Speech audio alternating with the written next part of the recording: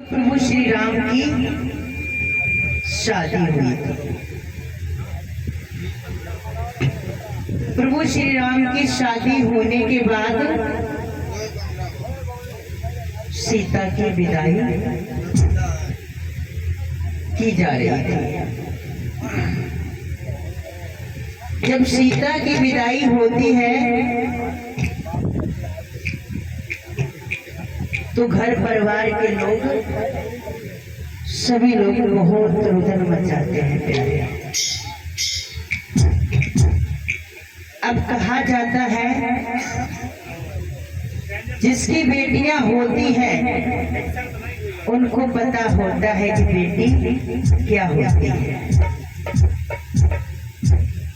क्योंकि अगर आपके घर में पुत्र अगर 4 है और बेटी 1 है तो कभी भी है ना पुत्र से ये आशा मत रखना कि मैं अगर बाहर से काम करके आ रहा हूँ तो मेरा पुत्र मुझे 1 लोटा पानी दे देगा, नहीं देगा। अगर बेटी अगर 1 है आपके घर पे तो अगर आप बाहर से कहीं काम करके आ रहे हो, बेटी को तुरंत पता चल जाएगा मेरे पिता को भूख लग रही है या प्यास लग रही है, वो तुरंत जल का लोटा भर के लाई, पापा आप थके होगे आप पानी पी लो। ये बेटियों का स्वभाव है। और बेटी घर की लक्ष्मी होती है। साफ सफाई करना किसका धर्म होता है? बेटी का।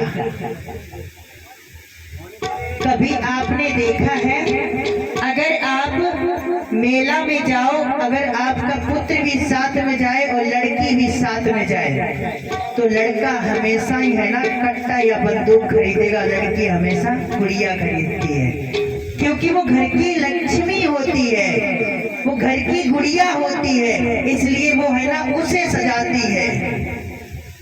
लेकिन लड़का लड़ता ही रहता है कि मुझे इस चीज की डिमांड है, उस चीज की डिमांड है, हर चीज की डिमांड करेगा। लेकिन अभी हम राजस्थान कथा करने के लिए गए तो एक भाई बहन हमारे पास आए और उन्होंने कहा कि महाराज मुझे कोई ऐसा उपाय बता दो जिससे कि मेरी तरक्की हो जाए, कोई उपाय ऐसा हो तो मुझे बताओ। तो मैंने कहा ठीक है बेटा, आप अपने लिए तो मांग रहे हो ना, नौकरी भी अपने लिए मांग रहे हो, उपाय भी अपने लिए मांग रहे हो, बेटा एक बात बताओ आपने कुछ नहीं मांगा? तो पुत्री क्या बोली, महाराज अगर आपके पास ऐसा कोई उपाय है तो मेरे पिताजी थोड़ी दिक्कत में रहते हैं, परेशान रहते हैं, मेरी मम्मी भी दिक्कत में रहती है, उनके लिए कुछ करो तब तो ठीक है, हम अपने लिए कुछ नहीं मांग रहे हैं। बेटी शादी होने के बाद अपने घर पे तो माता पिता की सेवा करती है, वहां से भी जाके ससुराल में चिंता करती है। पिताजी फोन करके पूछेंगे आप ठीक हो ना, मैया तुम ठीक हो या नहीं हो, ये बेटियां पूछती है। लड़के की शादी कर लो वो माता पिता को भूल जाते हैं, सास ससुर को अपना लेते हैं।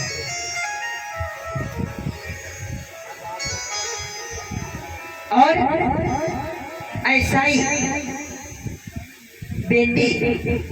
बेटी अपने स्वभाव से हम लोग आप लोग कोई नहीं चाहता है कि लड़कियों से प्यार करें, इन्हें अपनाएं, लेकिन क्या उनका स्वभाव इतना मधुर होता है, उनका प्रेम ऐसा होता है, जब चलते समय विदाई होती है ना, जो दुश्मन परिवार के होते चाचा दाऊ की अगर लड़ाई भी होती है ना, उनकी भी आंखें भर आती है। आखिर क्यों? क्योंकि बेटियों का स्वभाव ही ऐसा होता है। मेरे प्रिय भक्तों, आज सीता की माँ सुनैना विदा कर रही है सीता को, और सीता क्या बोली अपनी मैया से, मैया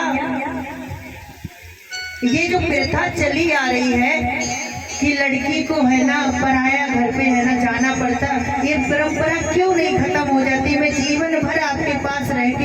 सेवा करना चाहती हूँ मैया। तो मैया बोलती है कि बेटा ये तो सदियों से परंपरा चली आ रही है, इसके है ना बंधन में हम भी बंधे हुए हैं बेटा। मैया बहुत समझाती है। आपको पता है जब हम आप बेटी की विदाई करते हैं ना, सारा परिवार तो रोता ही है, लेकिन एक शख्स ऐसा होता है वो बहुत रोता है। वो कौन होता है मेरे प्रिय भक्तों? वो लड़की का भाई होता है। लड़की का भाई इतना रोता है जब पड़ोस के लोग कहने लगते, अरे तू क्यों रो रहा? तू तो है ना रोज लड़ाई करा करता था अपनी बहन से, तू तो हर समय कहता था कि तेरी जल्दी शादी करवा दूंगा, आज तू क्यों रो रहा है? कि मैं इसलिए नहीं रो रहा हूँ, आज मेरी बहन विदा हो रही है। मैं इसलिए रो रहा हूँ कि हर बार गलती मैं किया करता था, लेकिन हर बार मेरी बहन मुझे बचाया करती थी, और मैं रूठ जाया करता था, मेरी बहन मुझे खाना खिलाया करती थी। मैं इसलिए रो रहा हूँ। मेरे प्रिय भक्तों, आपको पता होना चाहिए कि जिस घर में नारी की इज्जत नहीं की जाती है, उसके घर पे लक्ष्मी कभी नहीं टिकती है। जब तुम अपने घर की लक्ष्मी की इज्जत नहीं कर पाते हो, तो उस लक्ष्मी की क्या इज्जत करोगे? फिर कहते हैं लोग कि महाराज कोई उपाय बताओ, धन टिकता नहीं है। महाराज के पास क्या बैंक है जो ताला लगा के बंद कर देंगे? भाई ऐसा तो नहीं है मेरे प्रिय भक्तों। ये तो परंपरा चली आई है, बेटियां तो पराई होती है। और आज सीता अपनी माँ से कहने लगी कि मैया मुझे कोई ऐसा जतन बता दो कि मैं आपके पास से कभी दूर ना हो। और क्या बोली है सीता? बोल वृंदावन में हरिलाल की जय। ये दोनों लोग कहाँ चले गए? कहाँ गए? बैठो।